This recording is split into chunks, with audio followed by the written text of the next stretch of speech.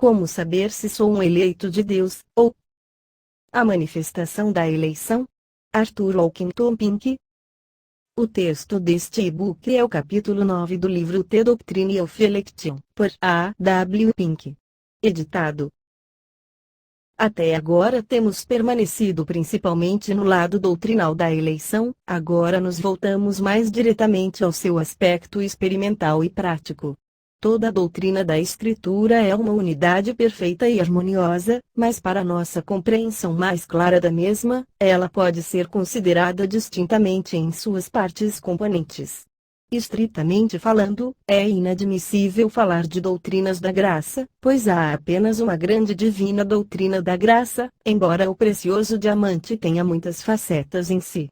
Nós não somos assegurados pela linguagem da Sagrada Escritura para empregar a expressão de doutrinas da eleição, regeneração, justificação e santificação, pois na realidade elas são apenas partes de uma doutrina. Entretanto, não é fácil encontrar um termo alternativo.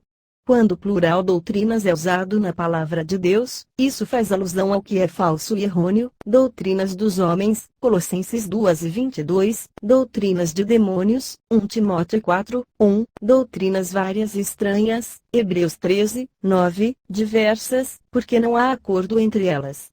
Ao contrário das doutrinas falsas e conflitantes dos homens, a verdade de Deus é um grande e consistente todo, e é uniformemente citado como a doutrina, 1 Timóteo 4:16, sã doutrina, Tito 2:1.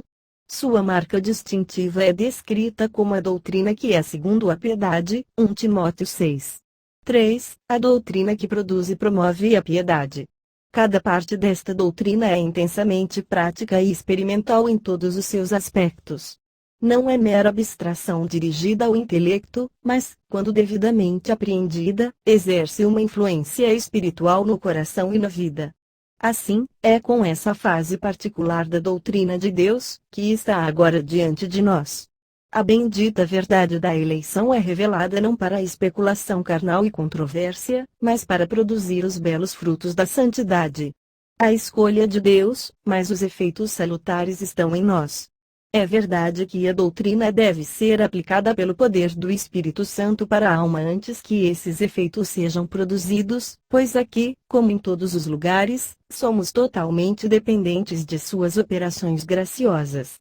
O primeiro efeito produzido na alma pela aplicação, pelo Espírito, da verdade da eleição divina é a promoção da verdadeira humildade.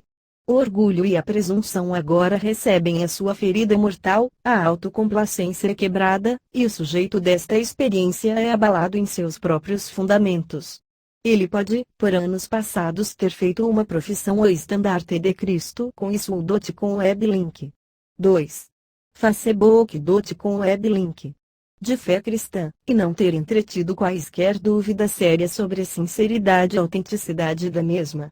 Ele pode ter tido uma forte e inabalável segurança de que ele estava peregrinando para o céu, e durante esse tempo ele era completamente ignorante da verdade da eleição. Mas que mudança veio sobre ele? Agora que ele aprende que Deus fez uma escolha eterna dentre os filhos dos homens, ele está profundamente preocupado para saber se ele é ou não um dos favoritos do céu.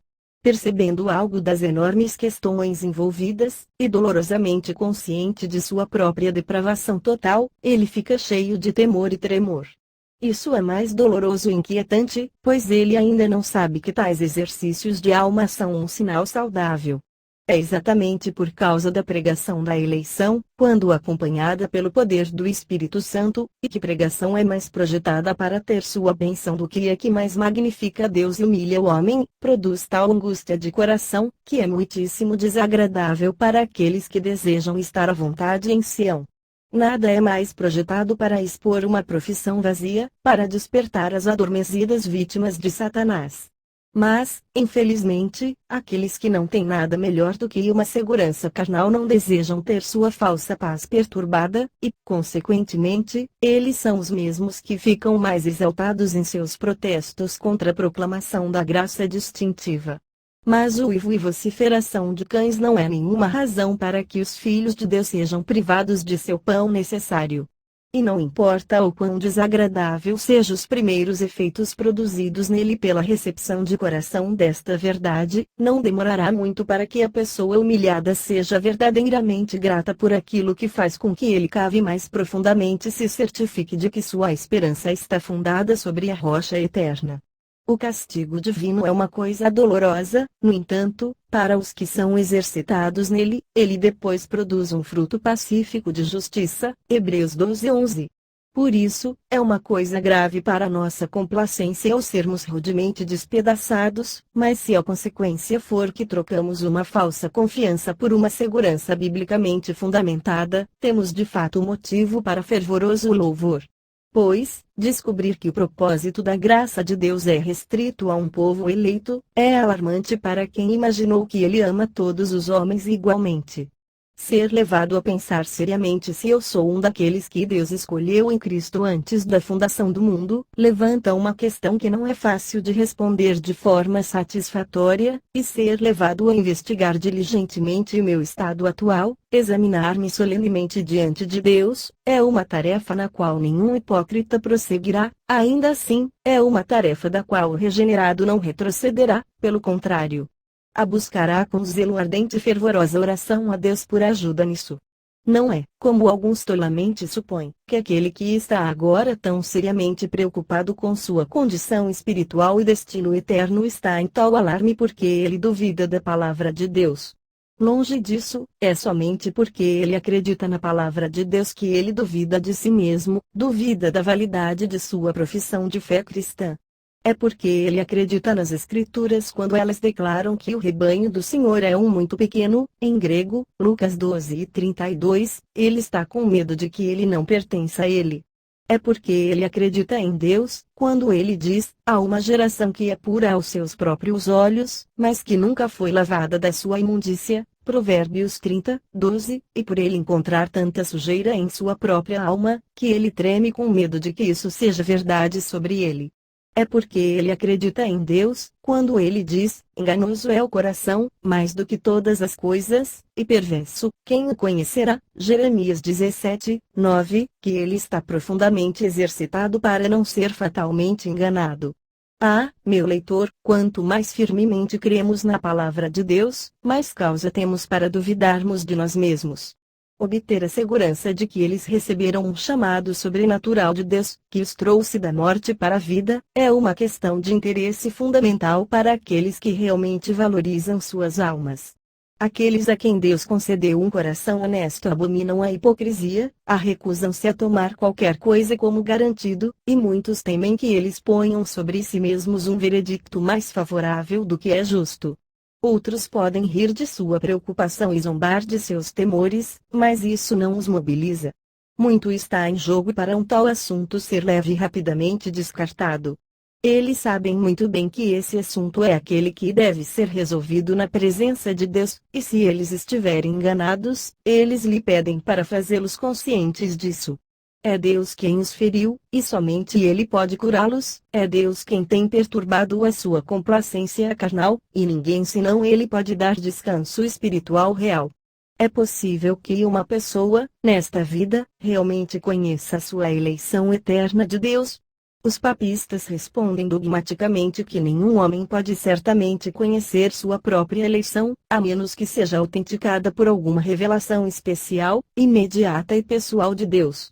Mas isso é manifestamente falso e errôneo. Quando os discípulos de Cristo voltaram de sua viagem de pregação e relataram-lhe as maravilhas que haviam feito e estando animados que até mesmo os demônios se sujeitaram a eles, ele lhes ordenou, mas, não vos alegreis porque se vos sujeitem os espíritos, alegrai-vos antes por estarem os vossos nomes escritos nos céus. Lucas 10:20.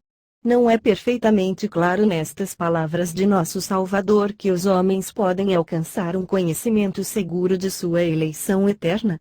Certamente não podemos, nem iremos, nos alegrar com as coisas que são desconhecidas ou nem mesmo nas coisas incertas.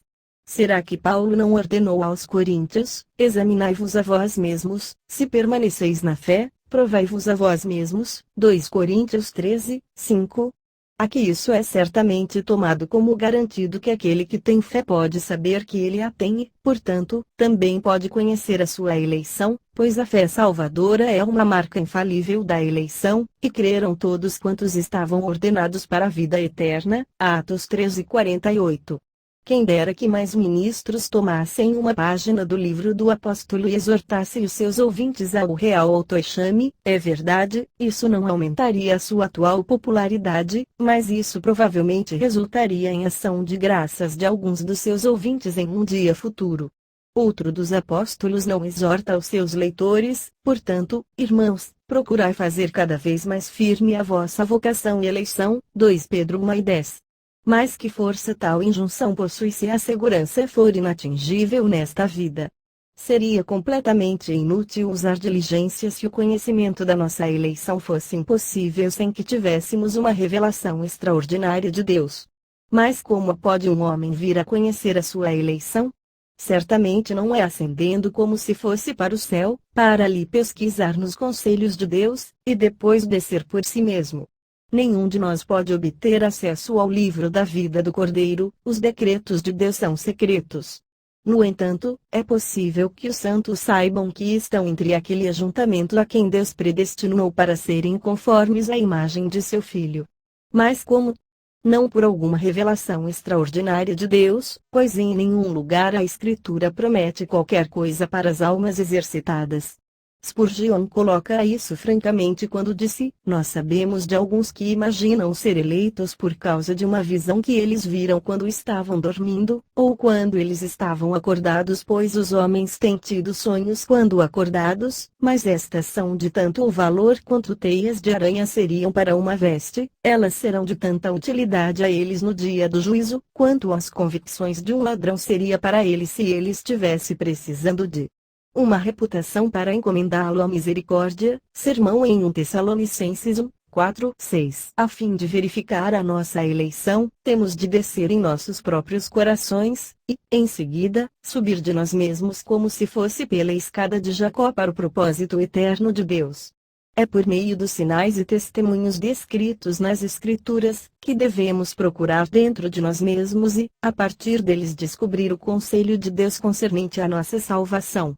Ao fazer esta afirmação, não estamos esquecidos do comentário satírico com o que é provável encontrar-se em determinados locais. Há uma classe de cristãos professos que não entretêm quaisquer dúvidas sobre a sua salvação, que amariam dizer isso tanto quanto como olhar para um iceberg em busca de calor ou em um túmulo para encontrar sinais de vida, ou como a buscar dentro de nós mesmos as provas do novo nascimento.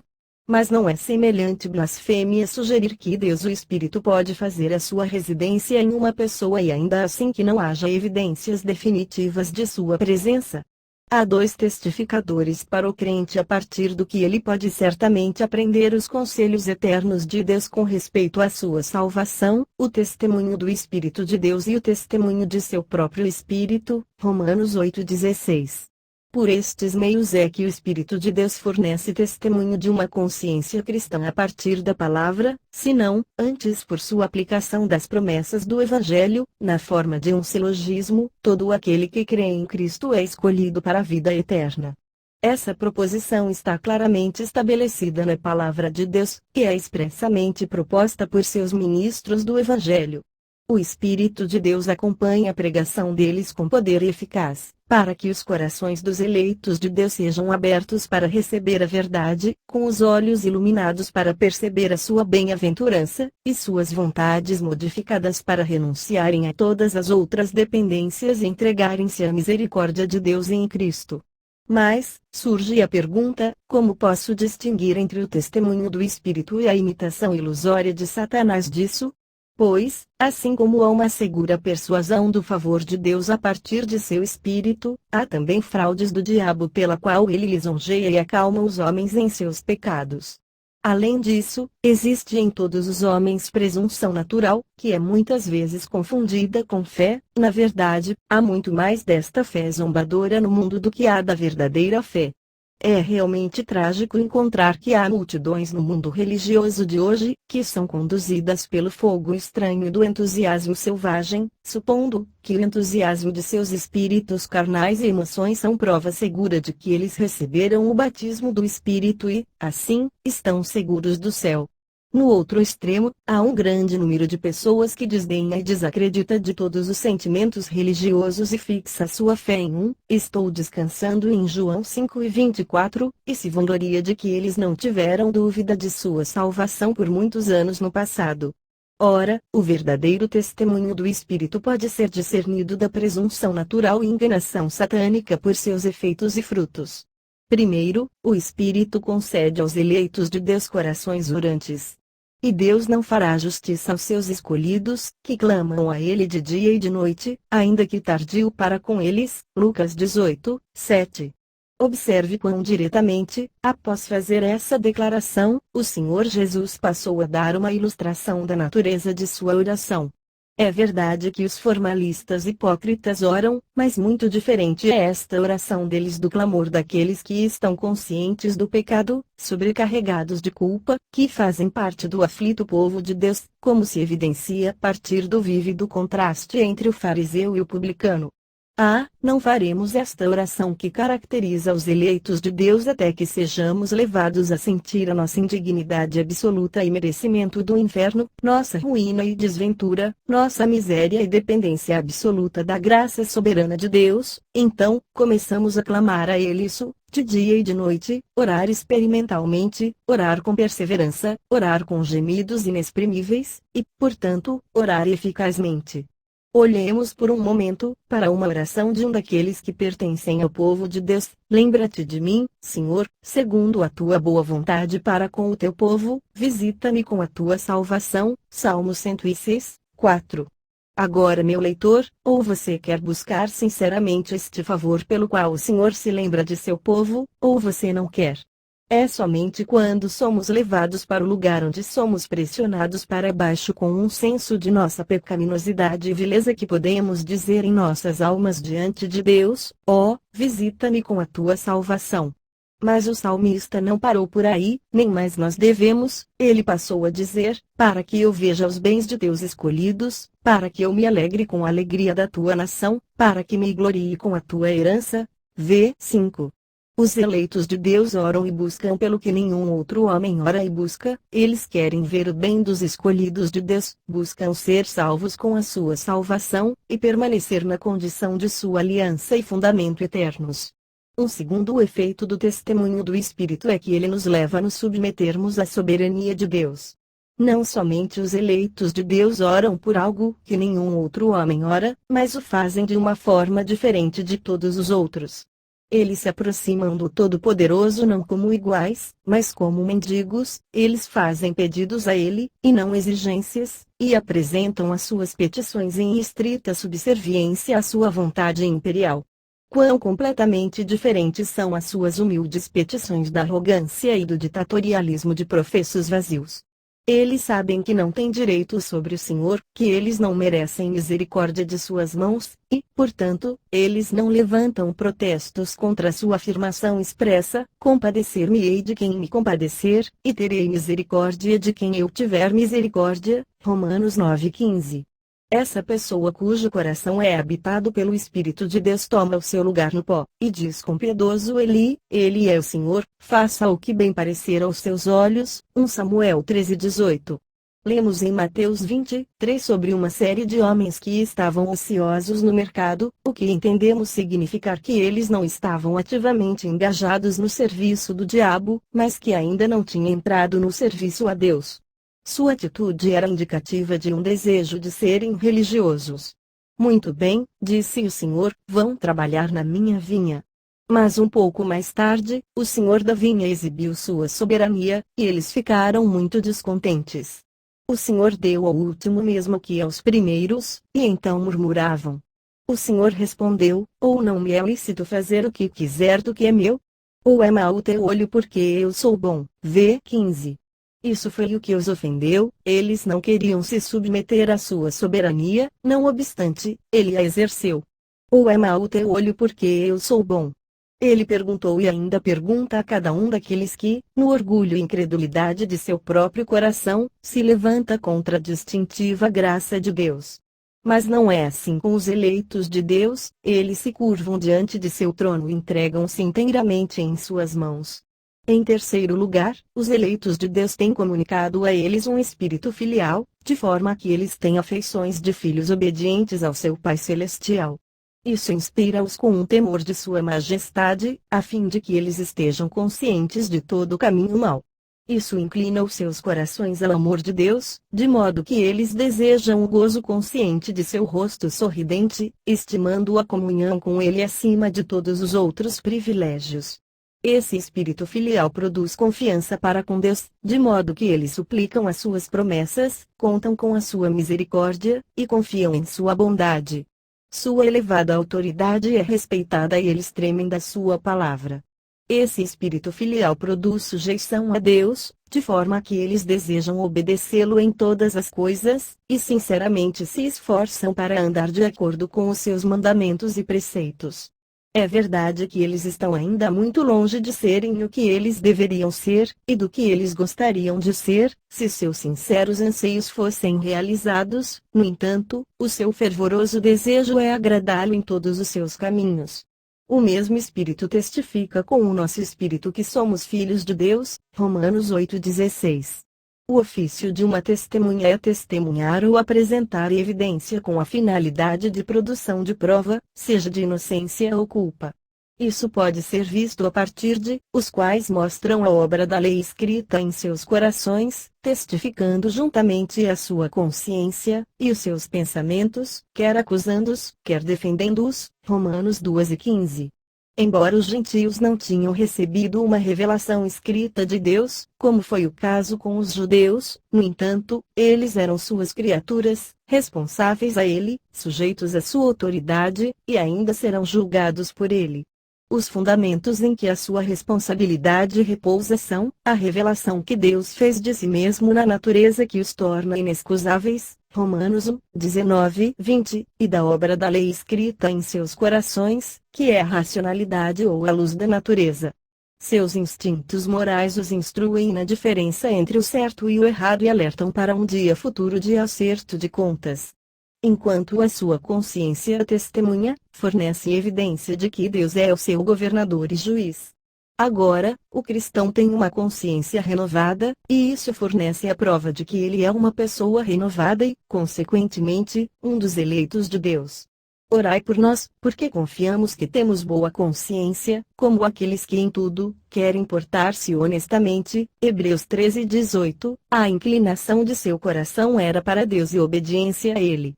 Não apenas o cristão sinceramente deseja honrar a Deus e ser honesto com seus companheiros, mas ele faz um verdadeiro esforço para isso, e por isso procura sempre ter uma consciência sem ofensa, tanto para com Deus como para com os homens. Atos 24:16. E é o ofício de uma boa consciência testemunhar favoravelmente para nós e a nós. A isso o cristão pode recorrer. Paulo fez isso uma e outra vez, por exemplo, em Romanos 9, nós o encontramos declarando: em Cristo digo a verdade, não minto, dando-me testemunho a minha consciência no Espírito Santo, o que significa que a sua consciência testemunhou a sua sinceridade no assunto. Assim, vemos mais uma vez como a Escritura interpreta a Escritura. Romanos 2:15-9, definem o significado de nosso espírito carregando o testemunho produzindo evidência, estabelecendo a veracidade de um caso.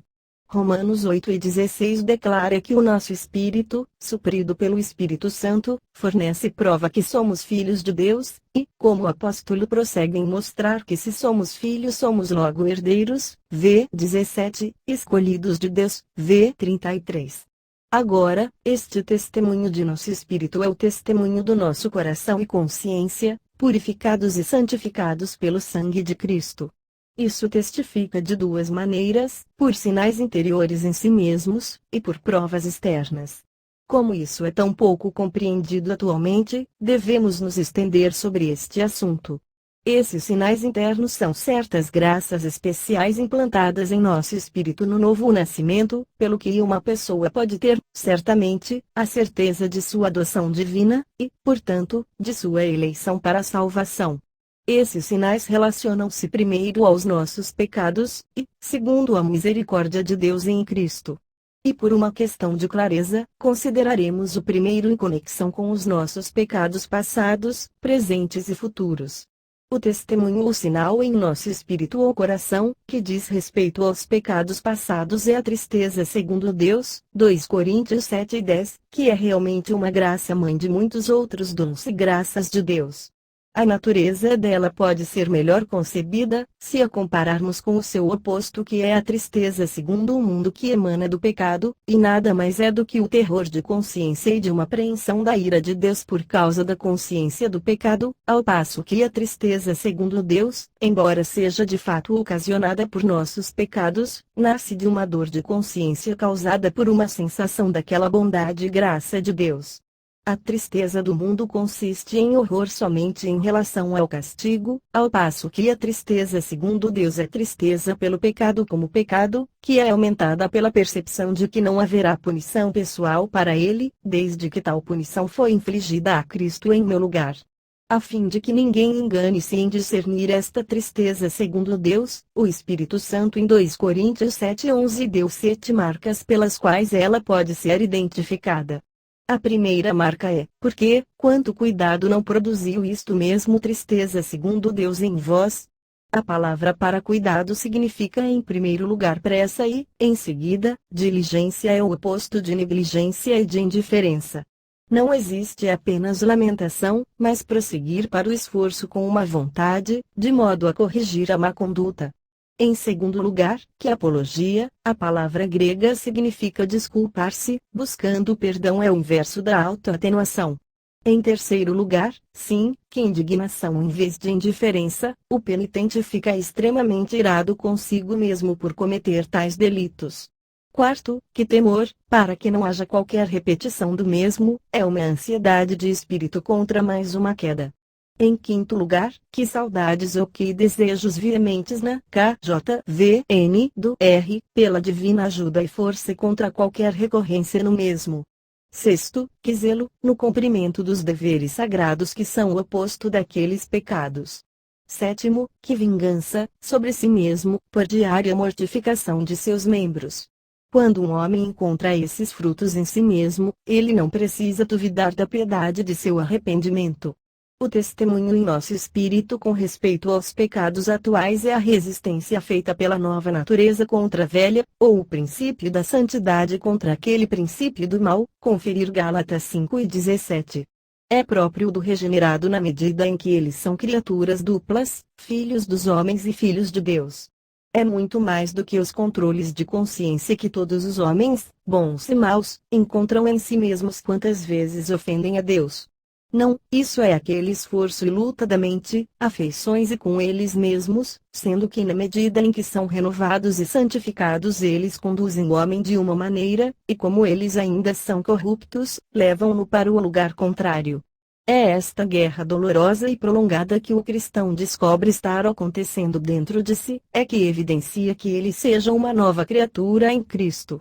Se ele analisa e recorda o passado, ele nada encontrará como isso antes de sua experiência de regeneração. Tudo no natural prenuncia realidades espirituais, que nós apenas tivéssemos olhos para ver e entendimentos para interpretá-los corretamente.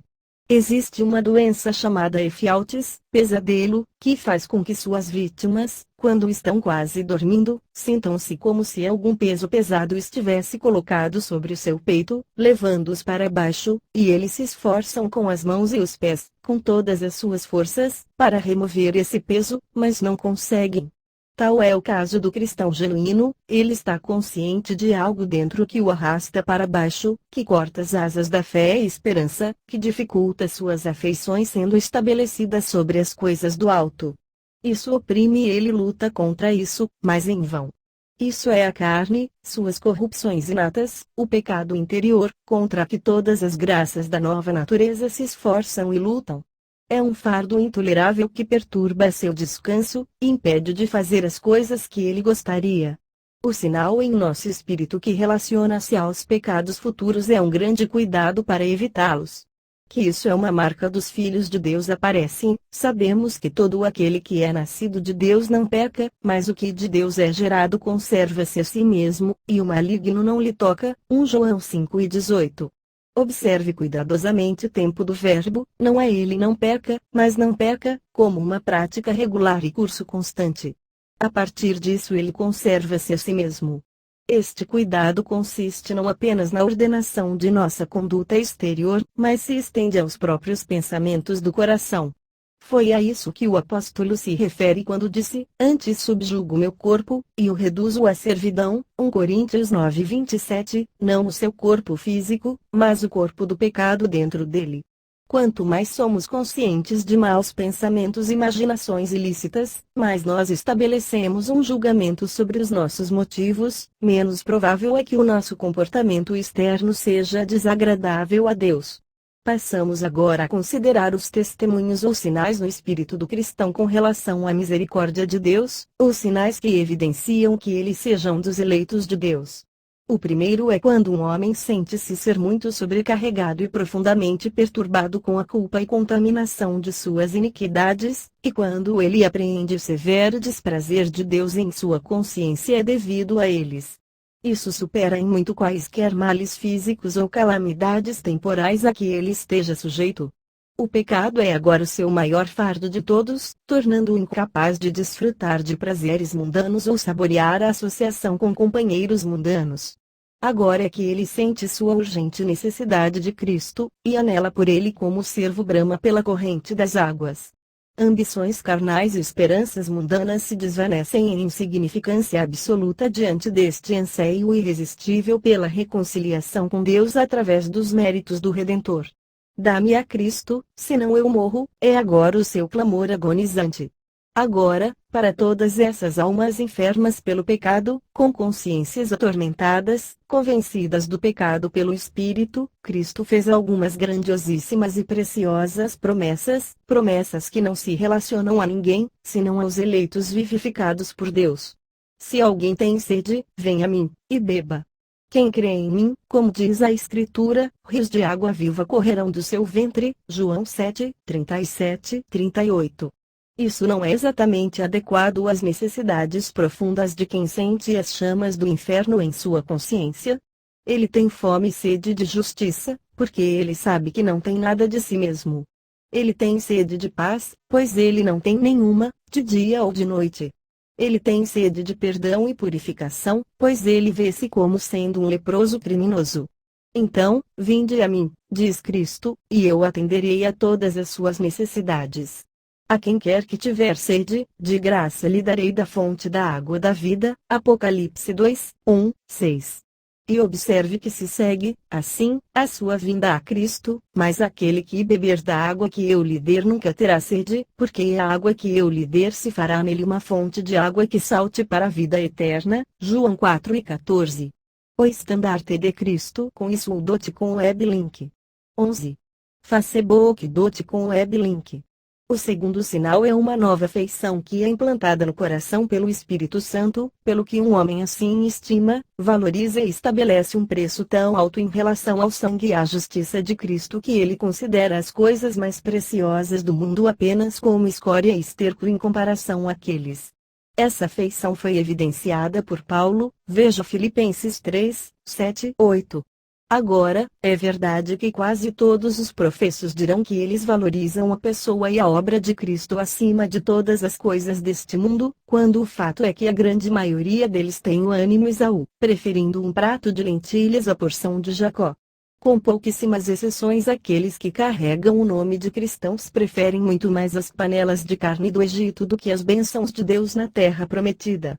Suas ações, suas vidas o demonstram, pois, onde está o tesouro de um homem, ali está o seu coração. Que nenhum homem possa enganar-se em relação a este sinal particular da regeneração e da eleição. Deus nos deu duas marcas de identificação e comprovação. Em primeiro lugar, quando há uma genuína valorização e deleite em Cristo acima de todos os outros objetos, há um amor sincero pelos seus membros. Nós sabemos que passamos da morte para a vida, porque amamos os irmãos, 2 João 13,14, ou seja, tais que são membros do corpo místico de Cristo, e porque eles assim são. Aqueles que são valiosos para Deus devem ser valiosos para o seu povo. Não importa que diferenças possam haver entre eles, na nacionalidade, posição social, temperamento pessoal, há um vínculo espiritual que os une. Se Cristo estiver habitando em meu coração, então meus afetos serão necessariamente inclinados a todos em quem eu percebo, embora fracamente, os contornos de sua santa imagem. E na medida em que eu permito que o espírito de animosidade me afaste deles, a evidência de minha eleição será obscurecida. A segunda marca que evidencia uma verdadeira valorização de Cristo é um amor e anelo por sua vinda, quer seja pela morte ou por seu segundo advento.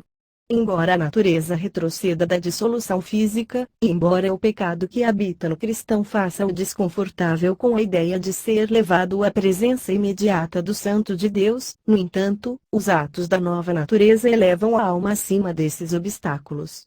Um coração renovado não pode ficar satisfeito com a sua comunhão presente, intermitente e imperfeita com o seu amado. Ela anseia por comunhão plena e completa com ele. Este foi claramente o caso com Paulo, tendo desejo de partir e estar com Cristo, porque isto é ainda muito melhor. Filipenses 1:23. Que isso não era peculiar a si mesmo, mas algo que é comum a toda a eleição da graça, aparece a partir de sua palavra: desde agora, a coroa da justiça me está aguardada, a qual o Senhor, justo juiz, me dará naquele dia, e não somente a mim, mas também a todos os que amarem a sua vinda. 2 Timóteo 4:8. Em seguida, voltamos para o sinal externo de nossa adoção.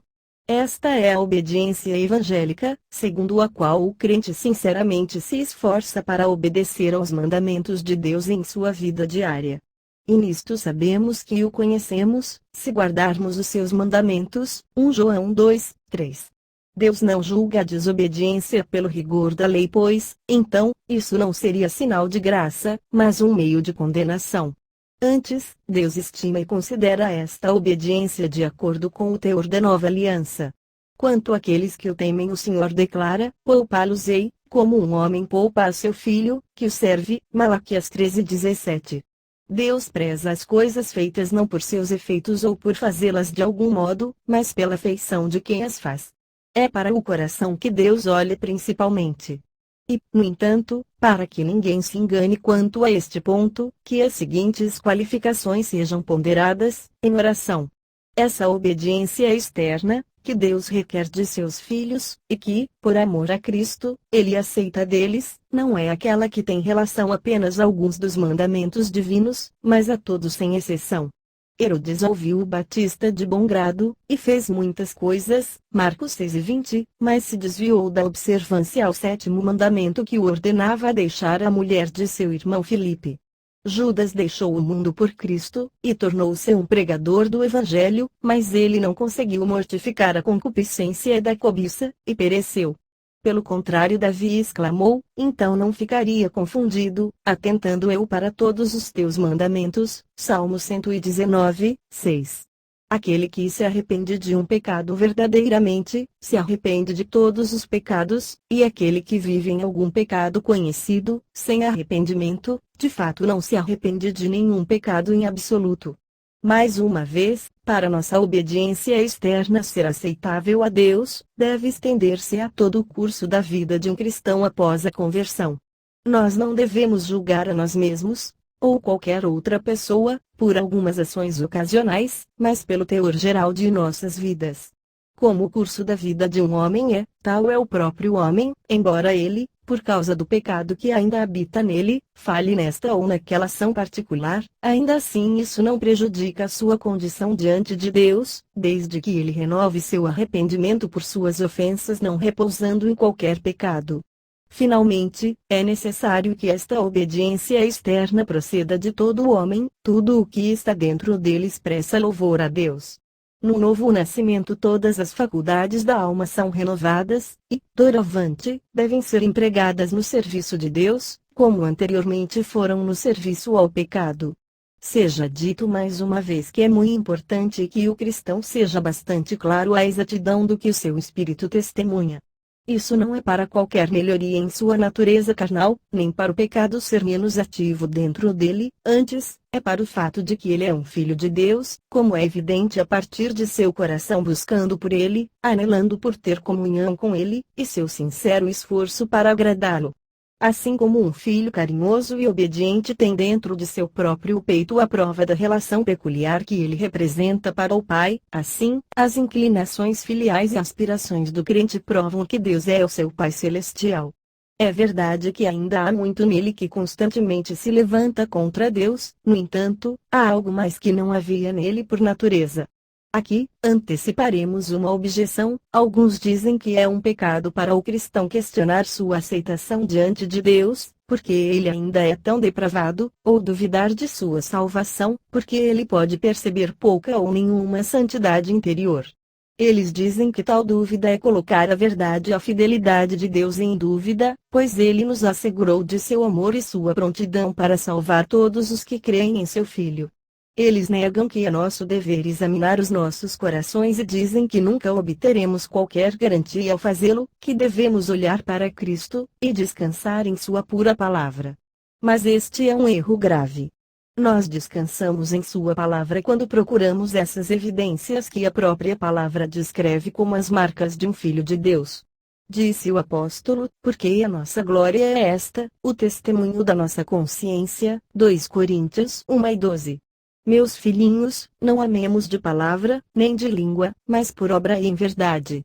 E nisto conhecemos que somos da verdade, e diante dele asseguraremos nossos corações. 1 João 3:18-19.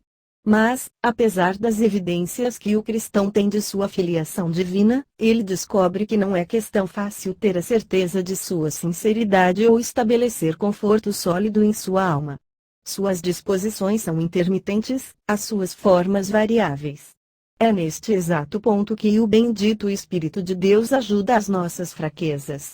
Ele acrescenta seu testemunho ao testemunho de nossa consciência renovada, de modo que, por vezes, o cristão tem a garantia de sua salvação, e pode dizer: em Cristo digo a verdade, não minto, dando-me testemunho a minha consciência no Espírito Santo. Romanos 9:1. A única forma designada por Deus pela qual podemos chegar a uma apreensão de um interesse na eleição é pelos frutos desta em nossas próprias almas. Também não é lícito para nós perguntarmos a Ele ou por qualquer outra maneira. Com estas palavras do criterioso Daniel estamos em pleno acordo. De nossa parte, não nos atreveríamos a colocar qualquer dependência de uma esperança eterna em qualquer sonho ou visão que tenhamos recebido, ou qualquer voz que tenhamos ouvido. Mesmo que um ser celestial aparecesse diante de nós e declarasse que ele havia visto nosso nome escrito no livro da vida do Cordeiro, não devemos colocar nenhuma credibilidade nisso, pois não teríamos nenhum meio de saber se ele não pode ser o próprio diabo que se transfigura em anjo de luz. 2 Coríntios 11:14, vindo para nos enganar. Nossa eleição deve ser certificada para nós pela infalível Palavra de Deus, e ali temos um firme fundamento sobre o qual descansar nossa fé. A obrigação que o Evangelho coloca sobre nós para acreditarmos em qualquer coisa relaciona-se à ordenação delas mesmas e ordenação de nossa obediência. Quando é declarado pelo Evangelho que Cristo morreu pelos pecadores, não sou imediatamente obrigado a crer que Cristo morreu por mim em particular. Isso seria inverter a ordem divina do Evangelho. A grandiosa e simples mensagem do Evangelho da graça de Deus é que Cristo Jesus veio ao mundo para adquirir o caminho de salvação para perdidos, que ele morreu pelos ímpios, que ele tão perfeitamente satisfez as reivindicações da justiça divina que Deus pode retamente justificar cada pecador que verdadeiramente crê em seu Filho, Jesus Cristo. Romanos 13:26.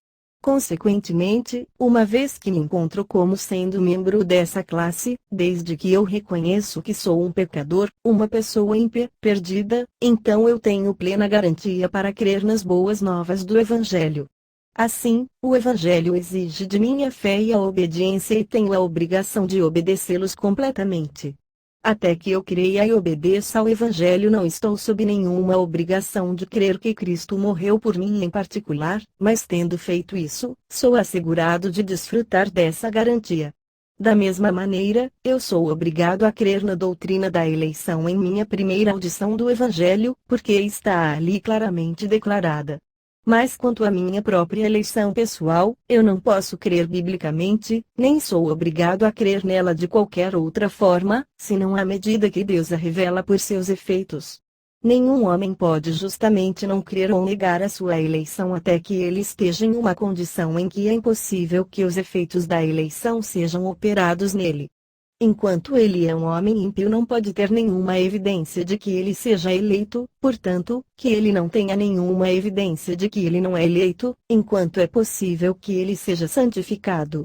Assim, se os homens são eleitos ou não, não é isso que Deus chama qualquer pessoa a imediatamente estar familiarizado, antes, a fé, a obediência e a santidade são requeridos de nós primeiramente. Antes de prosseguirmos, que seja salientado que os eleitos são normalmente encontrados onde os ministros de Cristo trabalham muito. Paulo disse, portanto, tudo sofro por amor dos escolhidos, para que também eles alcancem a salvação que está em Cristo Jesus com glória eterna. 2 Timóteo 2:10. Isso ilustra o princípio. O apóstolo sabia que em seus trabalhos evangélicos, ele estava sendo utilizado na execução do propósito de Deus em levar a mensagem de salvação para o seu povo.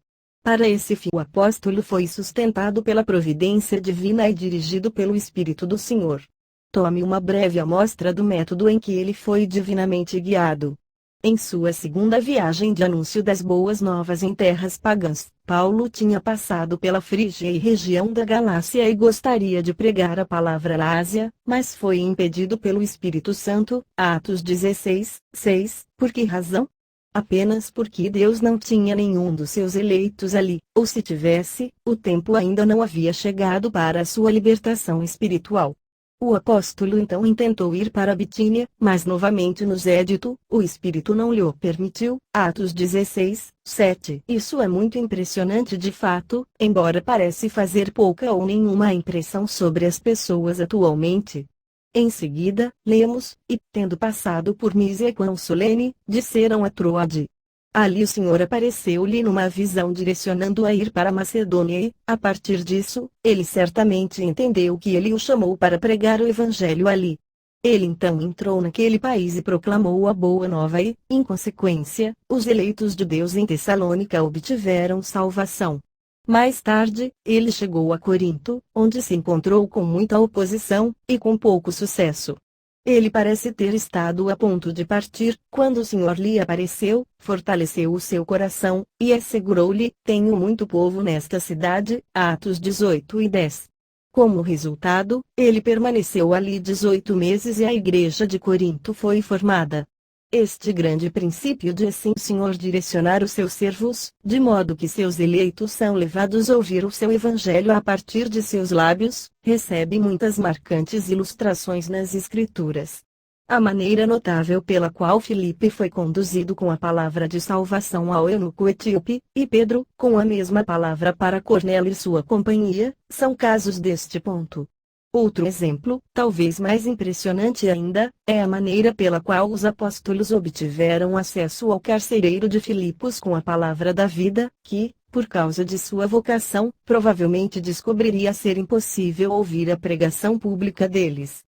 De modo muito bem dito, esses casos exemplificam as palavras do Salvador que, ao referir-se que ao grupo de pessoas que o Pai lidera nas terras dos gentios, declarou: ainda tenho outras ovelhas que não são deste aprisco, também me convém agregar estas, e elas ouvirão a minha voz. João 10:16, ouvem a sua voz através de seus servos e são vivificados pelo poder do seu Espírito.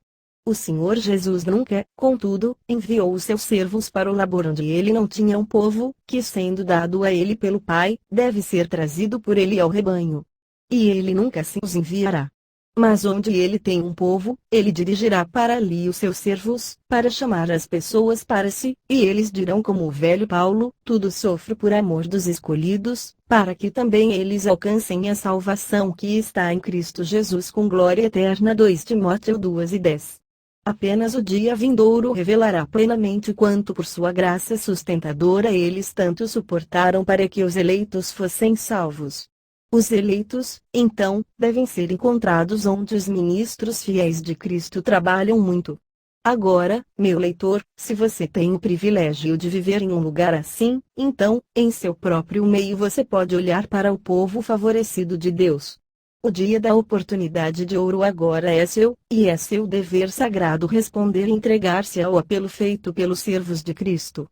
Agora, passemos para algo ainda mais específico. Deus não somente envia seus servos para aqueles lugares onde sua providência estabeleceu alguns dos seus eleitos, mas ele reveste a sua palavra com poder e torna a sua obra eficaz. Sabendo, amados irmãos, que a vossa eleição é de Deus, porque o nosso evangelho não foi a vós somente em palavras, mas também em poder, e no Espírito Santo, e em muita certeza, como bem sabeis quais fomos entre vós, por amor de vós. 1 Tessalonicenses 1:4-5. Essa passagem é muito mais direta ao ponto, e cada cláusula nela chama a nossa mais cuidadosa atenção. Ela nos diz como o apóstolo se certificou de que os santos de Tessalônica estavam entre os escolhidos de Deus, e como por paridade de razão, eles também podem conhecer e se alegrar em sua eleição. Esses detalhes foram registrados para nossa instrução, e se o Senhor se agradar de nos conceder uma compreensão espiritual deles, estaremos em fundamento seguro e certo. Mas, para isso, temos que ponderar em oração nestes versículos, palavra por palavra.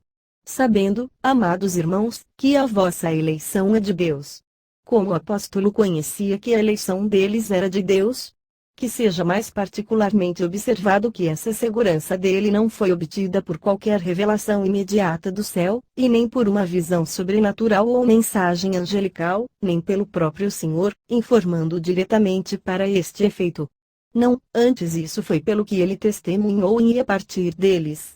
Foi pelos frutos visíveis de sua eleição, que ele percebeu que eles eram irmãos amados.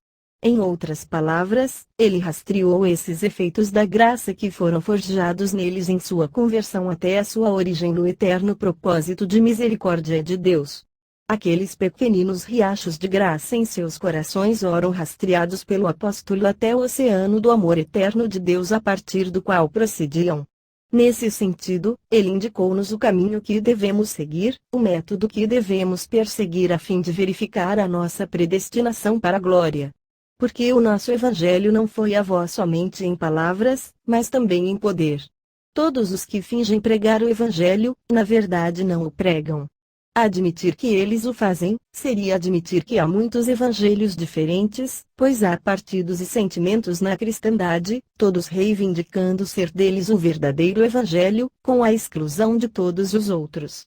É, portanto, uma questão da mais alta importância que cada um de nós saiba o que o Evangelho de Cristo realmente é. Isso deve ser aprendido com as Sagradas Escrituras, sob a orientação de Deus, o Espírito. Existem numerosas falsificações dele no mundo de hoje, e sua fraudulência só pode ser descoberta através de pésalos nas balanças do santuário. Igualmente necessário e importante é que nós verifiquemos como o Evangelho deve ser recebido por nossa alma deve ser permanentemente beneficiada por ele, pois de acordo com o apóstolo, há uma dupla recepção do Evangelho. Porque o nosso Evangelho não foi a vós somente em palavras.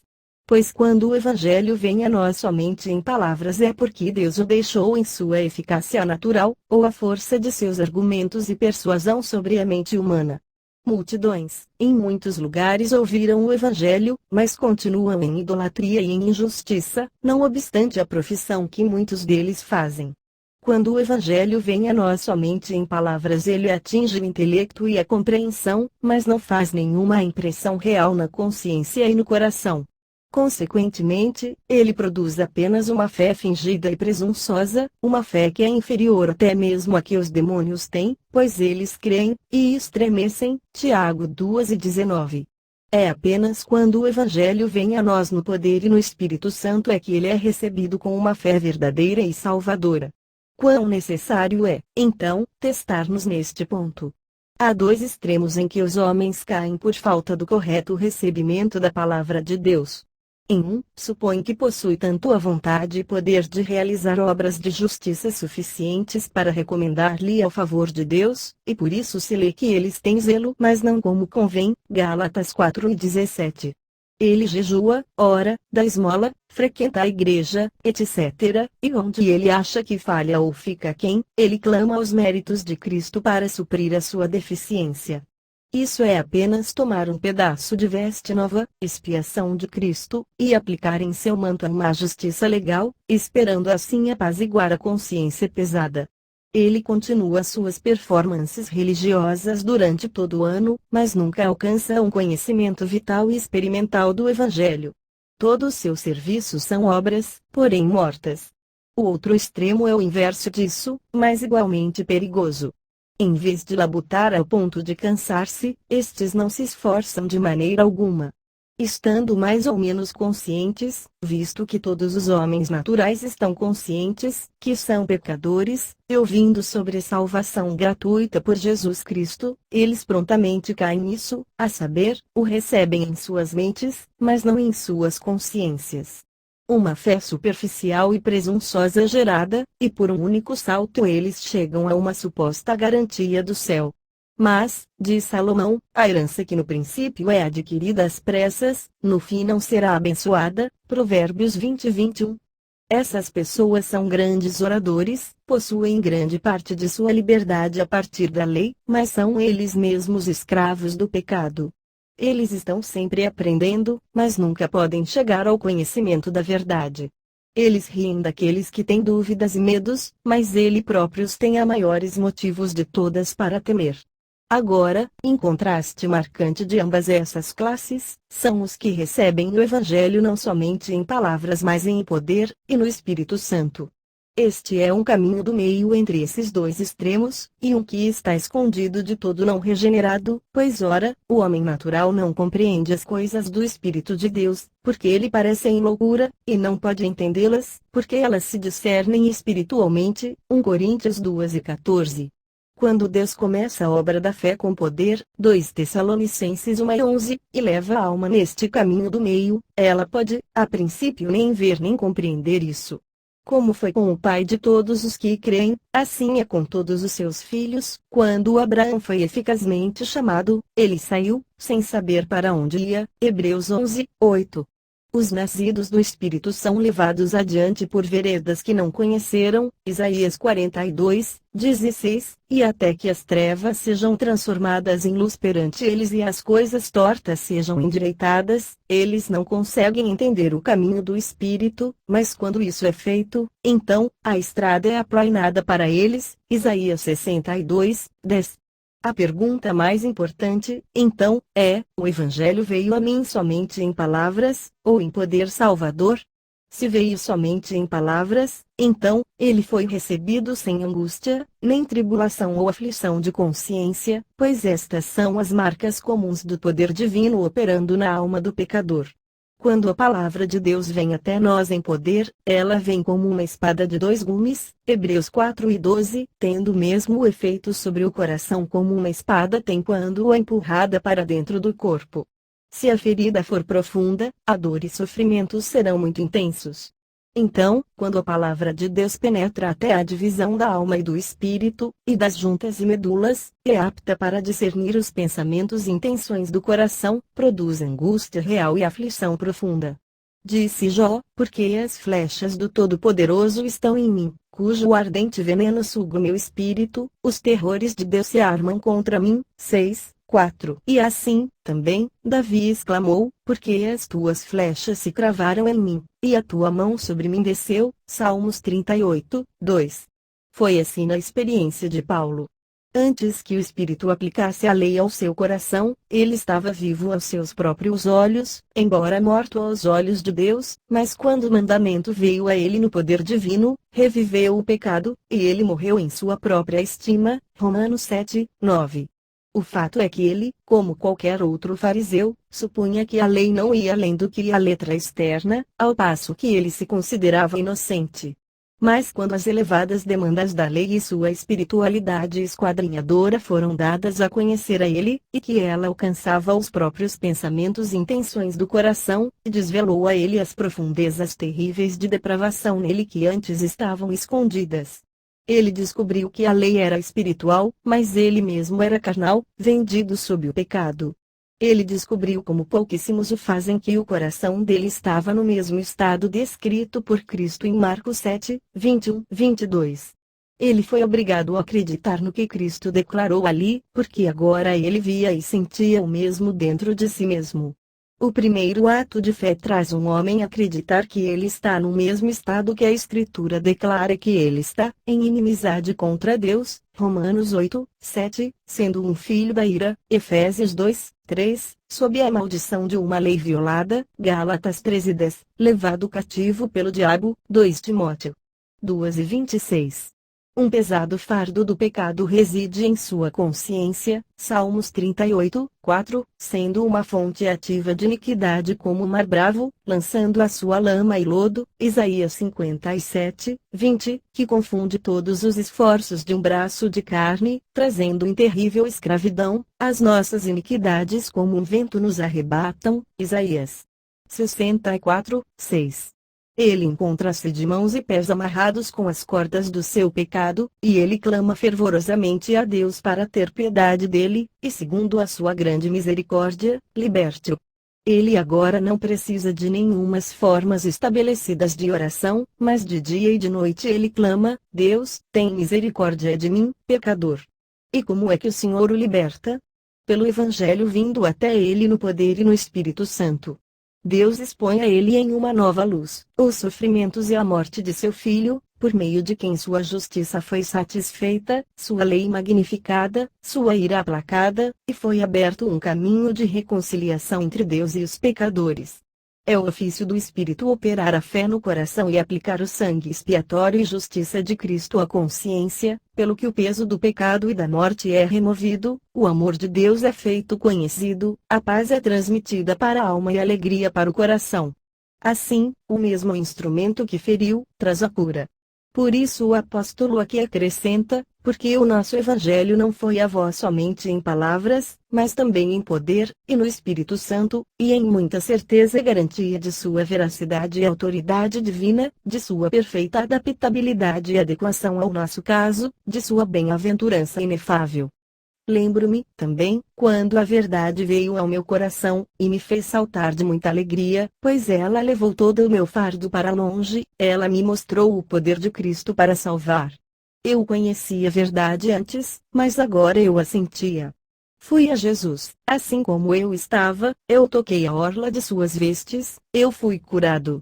Encontrei agora que a palavra não era uma ficção, que era a única realidade. Eu tinha escutado dezenas de vezes, e aquele que falava era como aquele que tocava uma melodia com um instrumento, mas agora ele parecia estar lidando comigo, colocando sua mão direita em meu coração. Ele me trouxe primeiro ao trono de juiz de Deus, e ali estava eu e ouvi o barulho dos trovões, então ele me trouxe para o propiciatório, e eu vi o sangue aspergido sobre ele, e eu fui para casa triunfante porque o pecado foi lavado, C.H. Spurgeon. Sabendo, amados irmãos, que a vossa eleição é de Deus, 1 Tessalonicenses 1, 4. Como o apóstolo sabe que esses tessalonicenses estavam entre os eleitos de Deus? Os próximos versículos nos dizem, pelos frutos visíveis da mesma que ele percebeu neles. Discernindo em suas vidas esses efeitos da graça que foram operadas neles em sua conversão, ele rastreou até o próprio eterno propósito de misericórdia de Deus relativo a eles. E, meu leitor, a maneira pela qual Paulo sabia que os crentes de Tessalônica eram eleitos desde o princípio para a salvação, 2 Tessalonicenses 2:13, deve ser o método pelo qual cada cristão, hoje, deve verificar sua eleição de Deus. Porque o nosso Evangelho não foi a vós somente em palavras, mas também em poder, e no Espírito Santo, 1 Tessalonicenses 1, 5. Tudo gira sobre como verdadeiro evangelho é recebido por nós, se é apenas apreendido pelo intelecto, ou se ele realmente atinge a consciência e o coração para somente então ser recebido com uma fé salvadora. Quando a palavra de Deus vem até nós em poder, se trata de uma espada de dois gumes cortando, ferindo, causando dor e angústia profundas.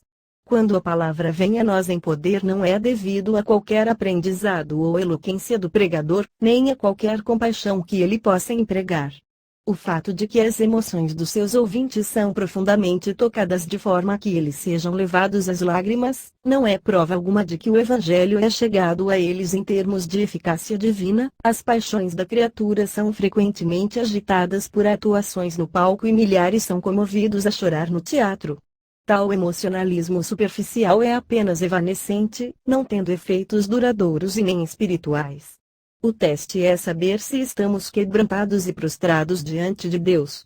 O mesmo pensamento é expresso novamente no versículo seguinte, como sendo através deste detalhe especial que nós mais precisamos nos testar, recebendo a palavra em muita tribulação, com gozo do Espírito Santo. V. 6. Como isso expõe a inutilidade do evangelismo leve e espumoso dos nossos dias. Quão solene é lembrar que Cristo descreveu o ouvinte representado pela terra pedregosa como que ouve a palavra, e logo a recebe com alegria, mas não tem raiz em si mesmo. Mateus 13, 20, 21. Muito diferente ocorreu com aqueles que foram convertidos no dia de Pentecostes, pois a primeira coisa registrada sobre eles é que compungiram-se em seu coração. Atos 2:37. Dores de parto precedem o nascimento e, então, vem a alegria. Veja João 16:21. Estas são as perguntas que devem ser consideradas e respondidas diante de Deus. A palavra repreendeu-me e condenou-me. Ela me retirou de minha autocomplacência e justiça própria. Ela abateu as minhas esperanças, e me levou a permanecer como um criminoso autocondenado diante do propiciatório. As pessoas vêm ouvir sermões neste lugar e, então saem e dizem, você gostou, como se isso significasse algo para alguém. Você gostou. E um diz, ah, sim, gostei muito. E outro diz, ah, não tanto. Você acha que vivemos na respiração de suas narinas? Você acredita que se realmente são dele, se importam com o que pensam deles? Não, na verdade, mas se por acaso você responder, eu gostei do sermão, eles estarão inclinados a dizer, então nós devemos ter sido infiéis, pois de outra maneira você estaria com raiva, nós devemos ter sido levados por alguma coisa, ou então a palavra teria cortado sua consciência como as bordas afiadas de uma faca. Você teria dito, eu não penso se gostei ou não, eu estava pensando como eu gostava de mim e sobre o meu estado diante de Deus. Este era o assunto em que refletia, não se o pregador pregava bem, mas se eu estava aceito em Cristo, ou se era um rejeitado. Meus queridos ouvintes, vocês estão aprendendo a ouvir desse jeito? Se não estão, se ir à igreja ou à capela para vocês é como ir a um jogo, ou como ouvir um orador que fala sobre assuntos temporais, então vocês não têm a evidência da eleição. A palavra não chegou às vossas almas com poder. C.H. Spurgeon, Eleição, Defesa e Evidências, Sermão número 2920, entre as porções citadas acima a partir de 1 Tessalonicenses 5, 6 há dois outros elementos. Em primeiro lugar, em muita certeza. Quando a palavra vem a nós, no poder de conversão para a alma de um homem, todas as suas dúvidas sobre a sua autenticidade e autoridade são removidas, e ele não precisa de argumentos humanos para convencê-lo de que seu autor é Deus. Todo o ceticismo dos racionalistas e críticos mais elevados será dissipado como a névoa diante do sol nascente, se o Espírito tiver o prazer de aplicar eficazmente a palavra aos seus corações. Aqueles que têm sido levados a sentir a sua extrema necessidade de Cristo e percebido sua perfeita adequação à sua condição desesperada, têm muita certeza do que o Evangelho afirma sobre sua pessoa e obra. Não importa o que tenha sido o caso com eles anteriormente, agora, eles não têm dúvida sobre a sua divindade absoluta, seu nascimento virginal, sua morte vicária, sua dignidade preeminente como profeta, sacerdote e rei. Essas coisas muito importantes são estabelecidas para ele, firmadas para sempre. Ele declarará a si mesmo de forma positiva e dogmática que chocará a sensibilidade do arrogante. Mais uma vez, é dito, e vós fostes feitos nossos imitadores, e do Senhor 1 Tessalonicenses 1, 6. Aqui está outra marca de eleição: os que são escolhidos pelo Senhor desejam ser como ele. E vós fostes feitos nossos imitadores, não significa que eles disseram, eu sou de Paulo, eu sou de Silas, estou de Timóteo, mas que eles imitaram esses evangelistas eminentes na medida em que eles seguiam o exemplo que Cristo nos deixou. Ah, este é o teste, meus leitores. Será que somos parecidos com Cristo? Ou nós honestamente desejamos ser assim? Então, isso é uma evidência segura de nossa eleição. Será que vivemos de toda a palavra de Deus? Mateus 4, 4, Cristo assim fez. Levamos tudo a Deus em oração, Cristo assim fez. Oramos a Deus para abençoar os que nos maldizem. Não é que sejamos sem pecado, perfeitos, mas nós, embora muitas vezes de longe, realmente seguimos a Cristo. Se seguimos, não é ostentação orgulhosa reconhecê-lo, nem é autojustificação derivar daí conforto, contanto que também soframos com nossas muitas deficiências e lamentemos sobre os nossos pecados. Com gozo do Espírito Santo, observe a linguagem qualificadora, não é alegria carnal, mas alegria espiritual. E observe também, que esta conclui a lista, pois é sempre o modo do Senhor reservar o melhor vinho para o final. Infelizmente, como alguns professos nada sabem, experimentalmente, sobre esta alegria profunda e espiritual. A religião da grande maioria consiste em um atendimento servil a formas em que eles não se deleitam. Quantos vão para algum lugar de adoração, simplesmente porque não é respeitável ficar longe, ainda que muitas vezes gostariam que fosse? Não é assim com o cristão. Quando ele está em seu juízo perfeito, ele vai cultuar ao Senhor, para ouvir a voz de seu amado, procurando um sinal ter seu amor por ele revigorado, desejando aproveitar o sol de sua presença. E quando ele é favorecido com a visita de Cristo, ele exclama com Jacó: este não é outro lugar senão a casa de Deus, uma antecipação do céu. Gênesis 28, 17. E agora, na elaboração de uma conclusão de nossas observações sobre este aspecto fascinante do assunto, ainda há um outro versículo em que devemos ponderar. Portanto, irmãos, procurai fazer cada vez mais firme a vossa vocação e eleição. 2 Pedro 1:10. Essas palavras foram terrivelmente distorcidas por propagadores de erros. Inimigos da verdade perverteram-nas. Dizem que elas significam que o decreto divino sobre salvação é apenas provisório, condicional aos esforços do próprio pecador.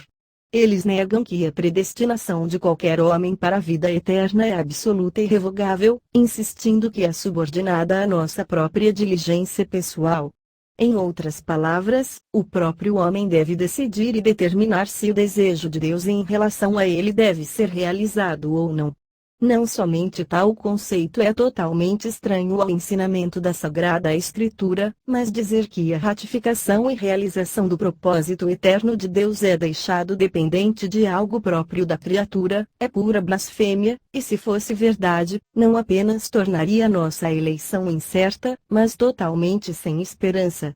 Portanto, irmãos, procurai fazer cada vez mais firme a vossa vocação e eleição.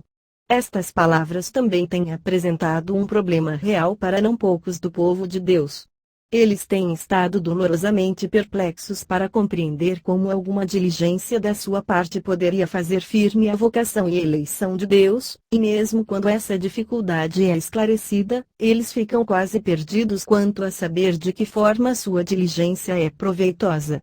Ah, meus amigos, Deus muitas vezes se expressou nas Escrituras, de tal forma a testar a nossa fé, humilhar os nossos corações e nos levar aos joelhos.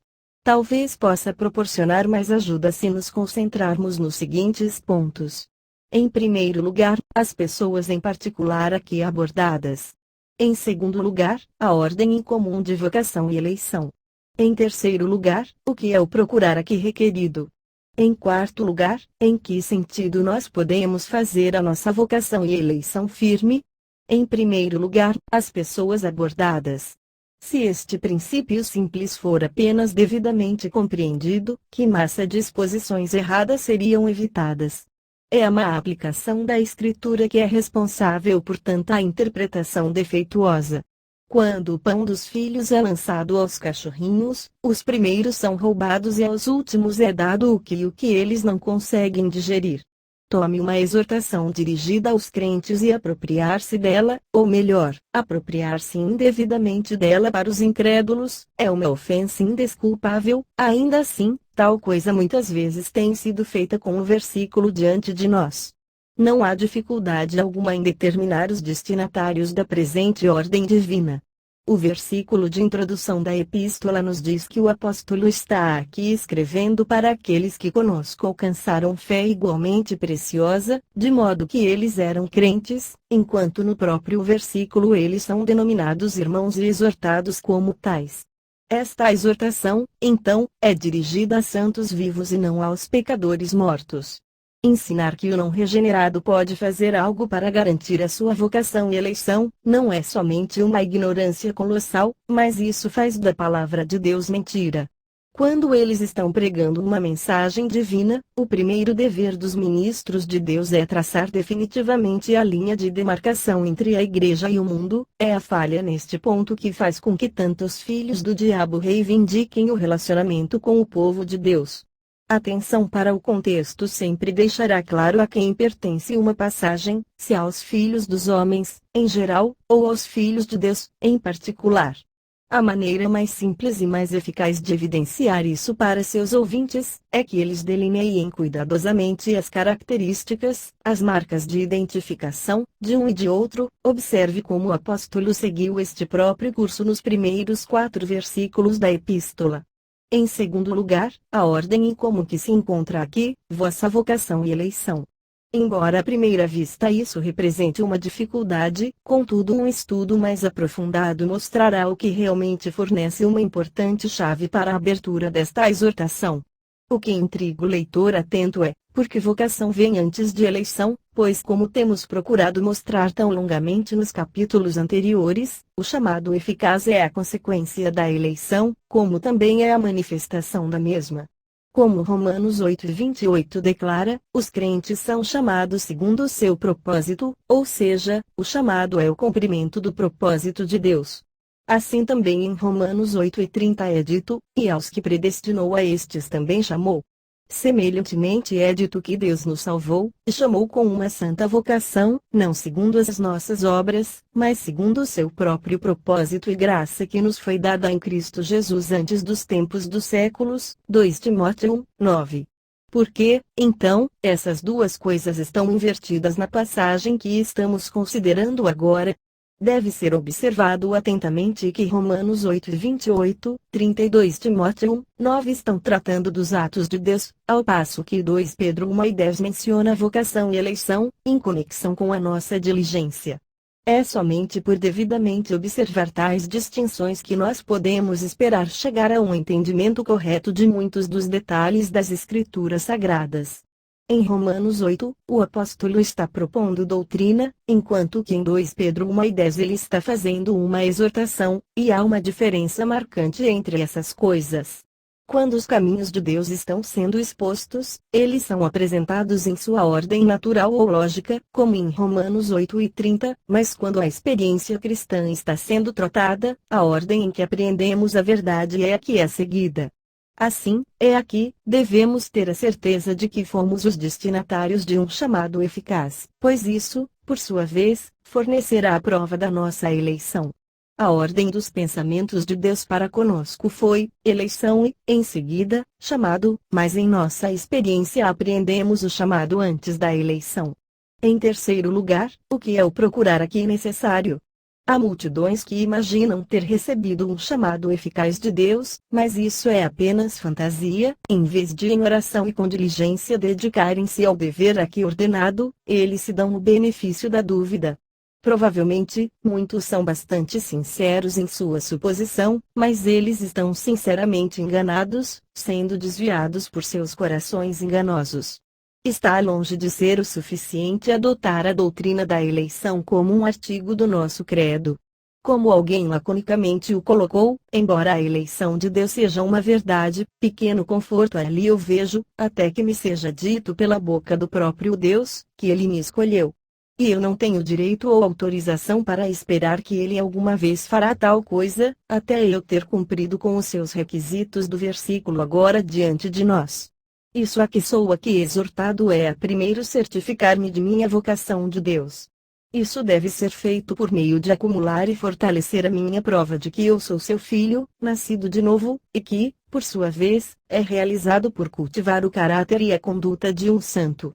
E como isso deve ser alcançado?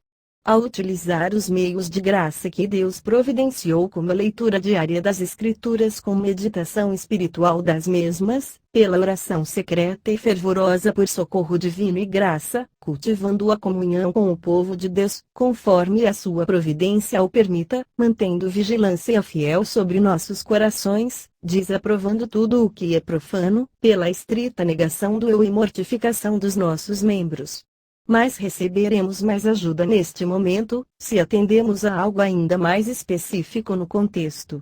Nos versículos 5, 7 somos exortados, e vós também, pondo nisto mesmo toda a diligência, acrescentai à vossa fé a virtude, e a virtude a ciência, e a ciência a temperança, e a temperança a paciência, e a paciência a piedade, e a piedade o amor fraternal, e o amor fraternal a caridade. Agora, o versículo 10 expressa o mesmo dever, mas com palavras diferentes. Há um paralelismo marcante neste capítulo, e é observando a repetição, em variação de pensamento, que encontramos a chave principal para o nosso versículo. Nos versículos 5, 7 temos uma exortação, e no versículo 8 nos é mostrado o resultado de dar atenção a ele. No versículo 10, também temos uma exortação semelhante, e, em seguida, no verso 11, o resultado de seu cumprimento é mostrado. Assim, o nosso texto deve ser interpretado à luz do seu contexto. Qual é o procurar aqui necessário? Do que ele consiste? Os versículos 5, 7 nos dizem: é por cultivar as graças espirituais neles mencionadas, de modo que eu possa verificar a minha vocação e eleição. Em quarto lugar, em que sentido é que devemos fazer a nossa vocação e eleição firme? Primeiro, observe que não é segura, elas já estão asseguradas para cada santo pela imutabilidade do propósito divino, pois os dons e a vocação de Deus são sem arrependimento, Romanos 11, 29. Isso não é fazer a nossa vocação e eleição firme em relação a Deus, mas em relação ao homem. Nem é algo futuro que está aquém vista, é o gozo presente para nós mesmos de nossa vocação e eleição, e o evidenciar da mesma aos nossos irmãos. Ao prestar atenção à exortação dos versículos 5, 7 devo provar a minha vocação e eleição, e demonstrar o mesmo para a igreja. Um homem pode me dizer que acredita na eleição e está seguro que ele foi chamado por Deus, mas a menos que eu possa ver em seu caráter e conduta as graças espirituais dos versículos 5, 7, então eu tenho que dizer a ele, como Paulo disse aos Gálatas: estou perplexo a vosso respeito. Gálatas 4 e 20. Aqui, então, está o significado: façam firme sua vocação e eleição em sua própria consciência, façam aos outros o bom caráter da sua profissão de fé, caminhando como um filho de Deus. Finalmente, duas consequências de cumprir essas exortações são apontadas. Em primeiro lugar, porque, fazendo isto, nunca jamais tropeçareis, v. 10. Aqueles que empregam toda a diligência para cultivar as graças espirituais mencionadas nos versículos 5, 7, tornando assim a sua vocação e eleição firme, tanto para si mesmos e para seus irmãos, nunca deve cair do lugar de comunhão com Deus, nunca cairão da verdade em falsa doutrina e erro, nunca deve cair em pecados graves, e assim desonrar sua profissão cristã, nunca cairão em um estado de apostasia, de modo que eles percam seu gosto pelas coisas espirituais, nunca cairão sob a dolorosa disciplina de Deus, nunca cairão em um desânimo, de modo a perder toda a segurança, nunca cairão em uma condição de inutilidade espiritual. Mas, em segundo lugar, porque assim vos será amplamente concedida a entrada no reino eterno de nosso Senhor e Salvador Jesus Cristo, v. 11, isso, experimentalmente, aqui, e plena e honrosamente no futuro. Este é o resultado e a recompensa de procurar. A palavra grega para concedida no versículo 11 é a mesma que acrescenta no versículo 5. E agora, em resumo, como pode um crente verdadeiro saber se ele é um dos eleitos de Deus? Ora, o próprio fato de que ele é um cristão genuíno evidencia, pois uma crença em Cristo é a consequência segura de Deus tê-lo ordenado para a vida eterna. Atos 13:48. Porém, para ser mais específico, como posso conhecer a minha eleição? Em primeiro lugar, pela palavra de Deus tendo chegado em poder divino à alma, de forma que a minha autocomplacência é quebrada e minha justiça própria renunciada. Em segundo lugar, pelo Espírito ter me convencido de minha condição lamentável, de culpado e perdido. Em terceiro lugar, por ter me revelado a adequação e suficiência de Cristo para atender o meu caso desesperado, e por uma concessão divina de fé, levando-me a lançar mão de descansar sobre Ele como minha única esperança. Em quarto lugar, pelas marcas da nova natureza dentro de mim, o amor a Deus, um apetite pelas coisas espirituais, um anelo por santidade, uma busca por conformidade com Cristo.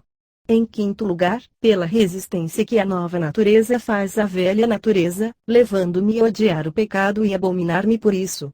Em sexto lugar, por diligentemente evitar tudo o que é condenado pela palavra de Deus, e por sinceramente arrepender-me e humildemente confessar cada transgressão.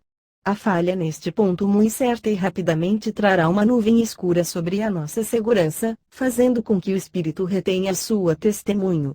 Em sétimo lugar, empregando toda a diligência para cultivar as graças cristãs, e usando todos os meios legítimos para essa finalidade.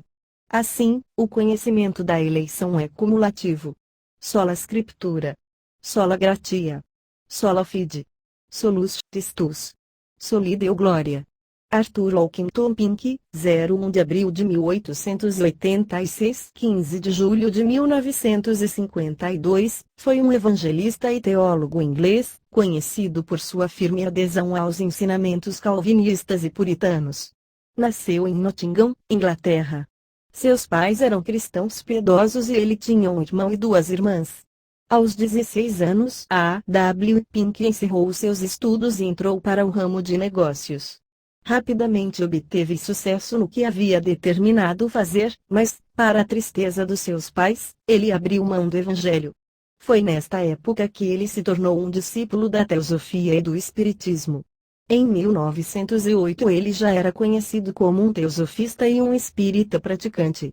Neste mesmo ano, com 22 anos, ao chegar em casa após uma reunião teosófica, seu pai dirigiu-se a ele e citou este versículo da Bíblia: há caminho que ao homem parece direito, mas o fim dele são os caminhos da morte. Provérbios 14:12. Pink foi para o seu quarto e ficou pensando nas palavras que seu pai lhe dissera. Em seguida resolveu orar e pedir uma orientação a Deus. Foi o suficiente para enxergar o seu erro. Esta experiência foi tão marcante que A. W. Pink encontrou o que tanto desejava: Jesus Cristo, aquele que lhe daria água viva para saciar a sua sede, assim como prometera à mulher samaritana, João 4:14. Cristo tornara-se real para ele. O mais interessante é que, na sexta-feira daquela mesma semana, Pink faria uma palestra para os adeptos da teosofia, que ainda não sabiam de sua conversão. No dia e hora marcados, Pink dirigiu-se ao salão de convenções da teosofia. Quando subiu para falar, pregou o evangelho em demonstração de poder. A reação da turba foi imediata, retiram-lhe a força e lançaram-no à rua. Um episódio que serviu para abrir os olhos dele para o caminho que o esperava. Assim, Arthur Pink não tinha mais dúvida sobre o seu chamado. Mas em qual igreja? Havia tanto liberalismo nos ministérios. Então, ele foi recebido na Igreja dos Irmãos, onde ensinavam a Bíblia com muito amor. Depois, recomendaram que ele fosse estudar no Instituto do Ig L. Moody, em Chicago, Estados Unidos. Então, em 1910, ele foi para Chicago estudar. Mas logo abandonou o instituto, por discordar do que ali era ensinado. Nos anos que se seguiram esteve pastoreando igrejas no Colorado e na Califórnia. Em 1916, casou-se em Kentucky, com uma mulher chamada Vera E. Russell. Em 1917 pastoreou uma igreja batista na Carolina do Sul. Foi nesta época que ele começou a ter problemas com o seu ensino. Começou a ler os puritanos e descobriu verdades que o perturbaram, principalmente sobre a grande doutrina bíblica da soberania de Deus. Porém, à medida que ele começou a pregar sobre isto, descobriu que não eram coisas populares. Em 1920, ele saiu da Igreja Batista na Carolina do Sul e começou um ministério itinerante em todos os EUA, para anunciar à igreja esta visão da soberania de Deus. Suas pregações eram firmes e bíblicas, mas não eram populares. Seus ouvintes não gostavam do que ele pregava. Em 1922, começou uma revista chamada Studies in the Scriptures, Estudo nas Escrituras. Mas poucas pessoas se interessaram pela leitura da revista. Ele publicou 1000 revistas e, muitas delas, não foram sequer vendidas. Ainda neste ano, fizeram-lhe um convite para visitar a Austrália. Ele viu neste convite uma grande oportunidade de pregar o Evangelho e terminou por estabelecer-se na cidade de Sydney, a convite das igrejas batistas locais. Porém não obteve sucesso em seu ministério como pregador. Depois de 8 anos vivendo na Austrália, em 1928, Pink retornou à Inglaterra, onde aconteceu uma surpreendente obra da providência divina. Durante 8 anos ele procurou um lugar para pregar a palavra e ajudar as pessoas, mas não conseguiu encontrar. Ninguém estava interessado em ouvir suas pregações. A sua fé foi duramente provada durante este período e, apesar de toda a luta, ele continuava a editar a revista Estudo nas Escrituras, embora somente uns poucos a liam. Em 1936, ele entendeu que Deus, de alguma forma, havia fechado as portas da pregação para ele. Então ele entregou-se totalmente a escrever e expor as Escrituras Sagradas. Esta era a sua chamada. Quando começou a Segunda Guerra Mundial, A. W. Pink vivia no sul da Inglaterra, região que sofreu fortes ataques aéreos. Então, em 1940, ele e a sua esposa, Vera, mudaram-se para o norte da Escócia, em uma pequenina ilha chamada Lewis. 12 anos depois, em 1952, A. W. Pink faleceu vítima de anemia. Ian Murray, seu biógrafo, relata que, além de sua esposa, apenas 8 pessoas apareceram em seu enterro. Com certeza, A. W. Pink, como assinava em suas cartas e artigos, nunca imaginaria que, no final do século XX e ao longo do século XXI, dificilmente seria necessário explicar quem é Pink quando nos dirigindo às pessoas que consideram a Bíblia como palavra de Deus e se empenham em compreendê-la, entre outras coisas, utilizando bons livros. Vivendo quase em completo anonimato, salvo por aqueles poucos que assinavam sua revista publicada mensalmente, o valor de Arthur Pink foi descoberto pelo mundo apenas após sua morte, quando seus artigos passaram a ser reunidos e publicados na forma de livros. Ian Murray afirma que, mediante a ampla circulação de seus escritos após a sua morte, ele se tornou um dos autores evangélicos mais influentes na segunda metade do século XX. Foi D. Martin Lloyd Jones quem disse: "Não desperdice o seu tempo lendo Barth e Brunner. Você não receberá nada deles que o ajude na pregação. Leia Pink." Richard Belcher tem escrito alguns livros sobre a vida e obra do nosso autor. Disse o seguinte: "Nós não o idolatramos, mas o reconhecemos como um homem de Deus ímpar, que pode nos ensinar por meio da sua caneta. Ele verdadeiramente nasceu para escrever, e todas as circunstâncias de sua vida, mesmo as negativas que ele não entendeu, levaram-no ao cumprimento desse propósito ordenado por Deus." Bonnie Torbury, autor de vários livros, inclusive uma excelente biografia sobre David Brainerd, disse o seguinte: "Sua influência abrange o mundo todo e hoje um exército poderoso de pregadores de várias denominações está usando seus materiais e pregando a congregações, grandes e pequenas, as verdades que ele extraiu da palavra de Deus.